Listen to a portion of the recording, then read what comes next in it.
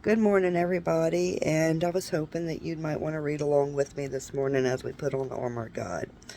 And I'm going to back it up a little bit instead of starting with the armor to the verse, chapter 6, verse 10, where it tells us why we put on the armor. So, verse 10 says, "Finally, be strong in the Lord and in the strength of his might.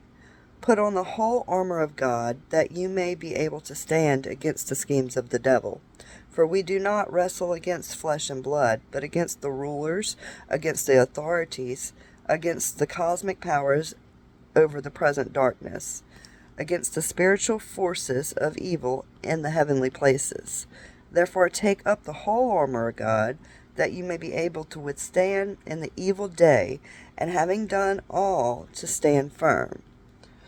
Alright, now we're going to move on over to verse 14 and put that armor on. So now we know that we're putting this on because this is an armor. It's not like the armor that our men in the military wear and women. It's a spiritual armor. This is a different type of war that we're fighting, guys. This isn't a war that we're fighting with guns and tanks and missiles. We're fighting an invisible enemy here. I mean, he's visible because you can see what he does, but you can't see him moving. But this is a different type of armor, y'all. So when you put this armor on, you need to do it in the spirit. For me, I physically picture myself grabbing this armor and placing it on my body. And the meaning of it, let's just read it. And if you read along with me, we're in Ephesians chapter 6. Now we're at verse 14. And you can put your armor on too. And when we get done reading this, I want you in the comments to tell me, how do you feel after you put on your armor? Alright, so it says, "Stand therefore, having fastened on the belt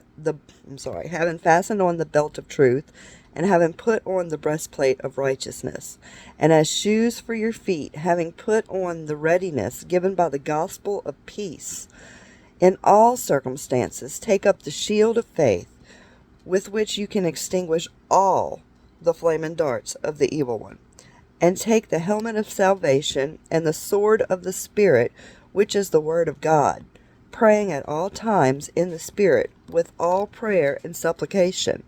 To that end, keep alert with all perseverance, making supplication for all the saints, and also for me, that words may be given to me in opening my mouth boldly to proclaim the mysteries of the gospel, for which I am an ambassador in chains, that I may declare it boldly as I ought to speak."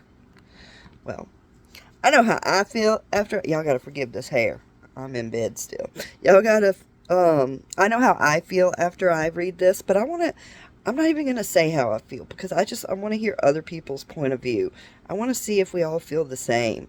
So let me know.